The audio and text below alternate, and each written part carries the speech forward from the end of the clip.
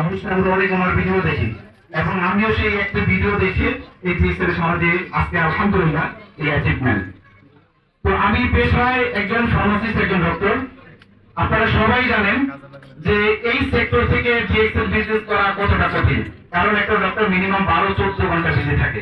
রাত্রে ঘুমাই ফোন আসে, ভাই প্লিজ আমার বাসায় আসেন, একটা ডেলিভারি রোগী আছে, একটা এই প্রবলেম রোগী আছে, ডক্টরকে ঘুমাতে পারে? তো সেই সেক্টর থেকে ডিএক্সএনকে ভালোবাসার কারণে আজকে এই অবস্থা।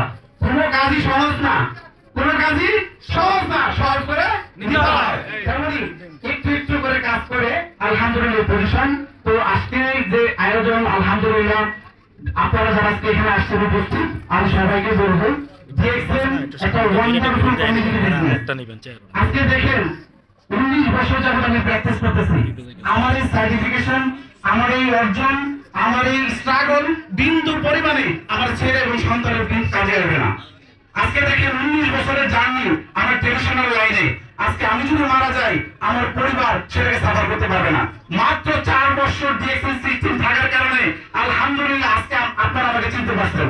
এই দেবী তার এই কুমিল্লার অসংখ্য অডিয়েন্স আজকে এখানে আসছেন, আমার মতো সাধারণ একজন ব্যক্তিকে কেউ চিনতেন না, রাইট কিনা?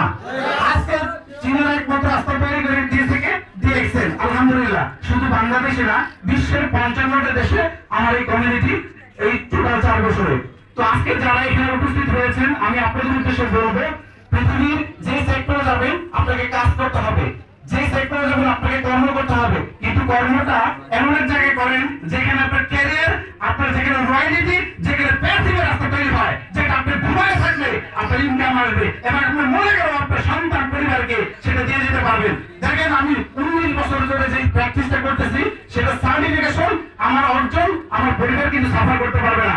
আজকে এমন একটা রাস্তা বাট আমাকে তৈরি করে দিয়েছে আল্লাহ সুবহানাহু ওয়া তাআলা। আসলে এই ডিএক্সএন এর মাধ্যমে যেটা আমি আজকে পৃথিবী থেকে বিদায় নিলেও আমার আজকে 5 বছর একটা সন্তান আছে, একটা ছেলে আছে, সে কিন্তু ডিএক্সএন সিস্টেমে ইএসএলজি এক্সিকিউটিভ সিনিয়র স্টার এমন, রাইট না? কিন্তু আমি একজন ডক্টর, বাট আমার বাচ্চা কিন্তু ডক্টর না।